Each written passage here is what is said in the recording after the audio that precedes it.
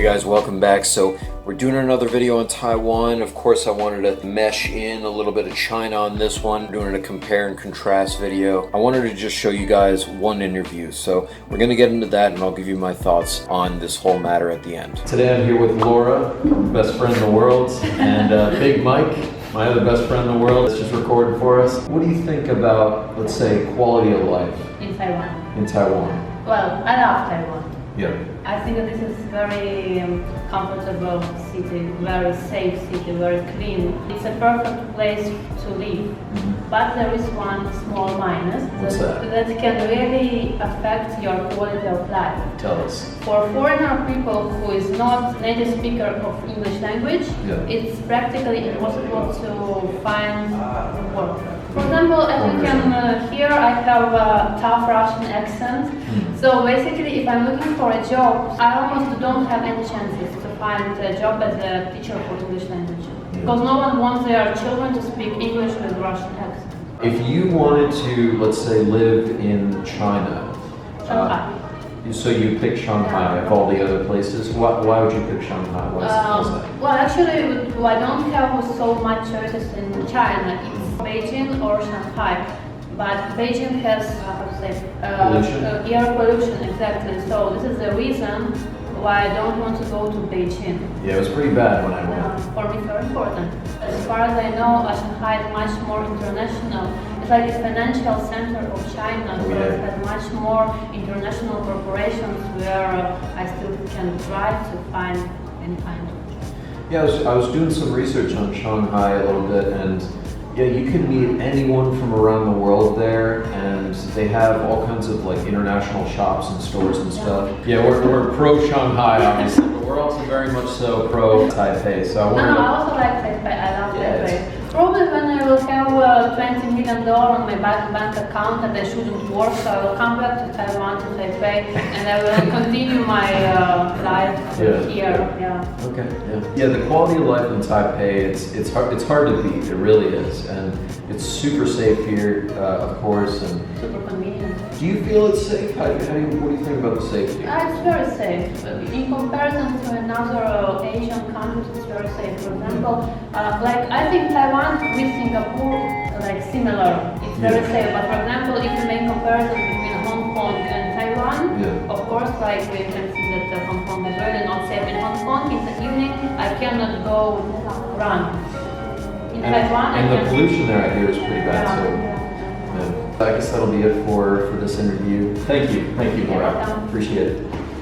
Okay, so you probably got an idea from this interview as to what I personally think if you're comparing Shanghai, for example, to Taipei. What I ultimately think is that it's up to your personal preference. I kind of like Shanghai a little more, and I only say that because I feel like life in Taipei is a little bit slower. People say that in Taiwan, the residents are kind of more socially aware, and I do agree with that, I guess, for the most part. As far as jobs are concerned, I will say in China, there's definitely more job opportunities for foreigners, especially for if you're in business, marketing, whatever.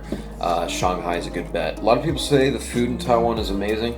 I think it is. I think it's awesome. The food here is great. I'm not a fan of stinky tofu. I've tried it, guys. I've really tried it. Not a big fan. But I will say that as far as the vegan scene and the vegetarian scene, I'm very, very impressed. A lot of these restaurants are owned by foreigners, and a lot of them are not. A lot of them are Taiwanese based, and I must say, guys, wow, there's tons and tons of variety as far as that's concerned. And that just makes me super happy. I have gone to vegan restaurants and stuff in Beijing, and I'm confident that after doing a bit of research that Shanghai has just as much to offer in that regard. What does seem to be a trend for expats living in China, though, is that when they compare Taiwan with China, they say, well, it's very hard to, settle down in China. It's hard to really get a solid visa, and you can't get a citizenship and stuff, which I guess maybe can be debated for if you're in Taiwan, because of course then you can get the ARC, Alien Residence Certificate, and then the Alien Permanent Residence Certificate after a few years of that. So it's a little bit easier because you don't have to renew as often as you might have to for a visa in China. And then in China, it's like you never know if you're just not going to be allowed to renew your visa on a certain year or whatever. So that's kind of tough for expats living in China. But the trend that I've noticed is that every day for them is like an adventure, you know? It's such an immense place. There's so many places to visit. The same goes for Taiwan, but of course it's much smaller in scale. But there's so much here. There's so much here to absorb and really have fun with.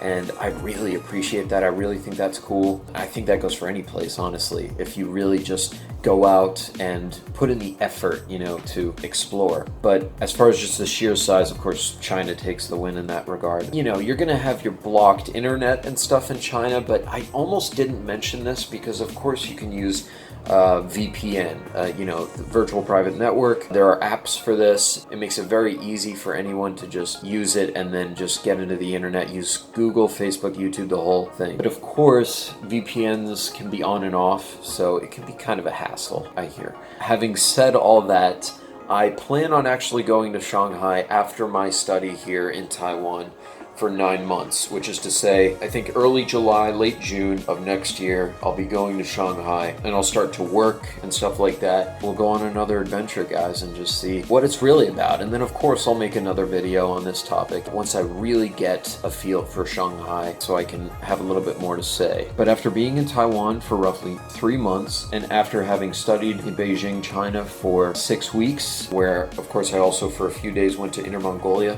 I have decided that I really love both places. I really do, guys. I gotta say without a doubt. That said, I hope you enjoyed.